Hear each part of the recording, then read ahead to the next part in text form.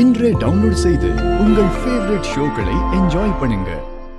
இந்த வீட்டுக்கு வந்ததும் கடன் அடைக்க உன் செயினை கட்டி கொடுத்தல்ல, உன் செயினை கொடுத்ததுனால தானே இந்த வீட்டுல உனக்கும் பங்கு இருக்குன்னு சொன்னேன். அந்த பணத்தை நீயே எடுத்து உன் செயினை திருப்பிக்க. கரெக்ட் தான் மாச்சி. அந்த செயினை கொடுத்துட்டு இப்பவே 4 தடவை சொல்லி காமிச்சிட்டா.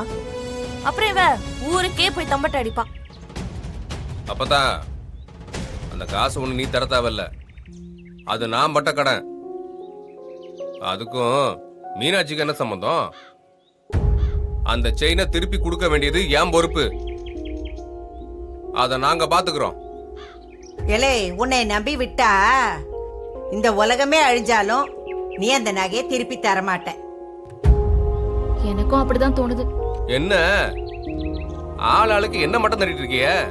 அதெல்லாம் நாங்க திருப்புவோம். ஏய், வேட்டியா ஊரை சுத்திட்டு திரியறவன் உன்னால எப்படிடா திருப்ப முடியும்? படிப்பும் இல்ல, வேலையும் இல்ல.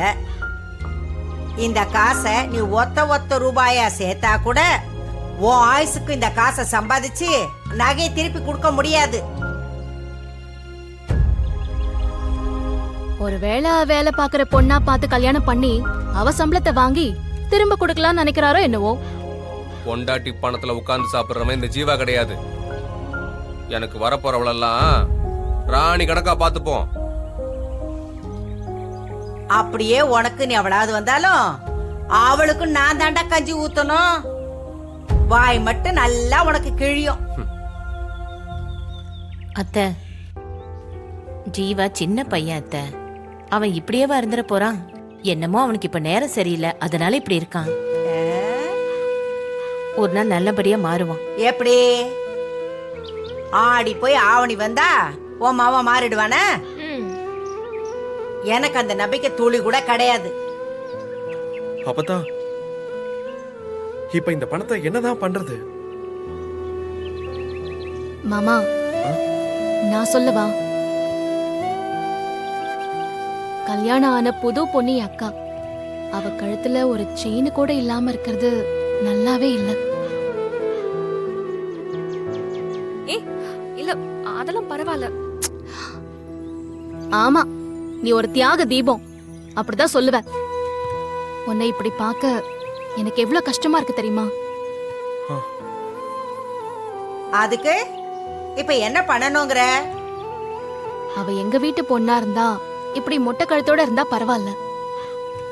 ஆனா அவ இந்த வீட்டு மருமக.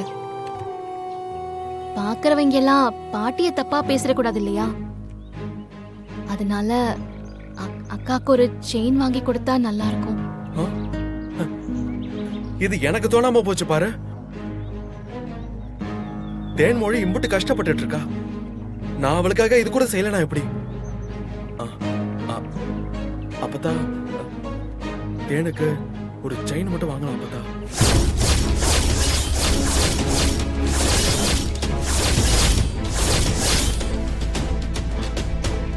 அப்பதான்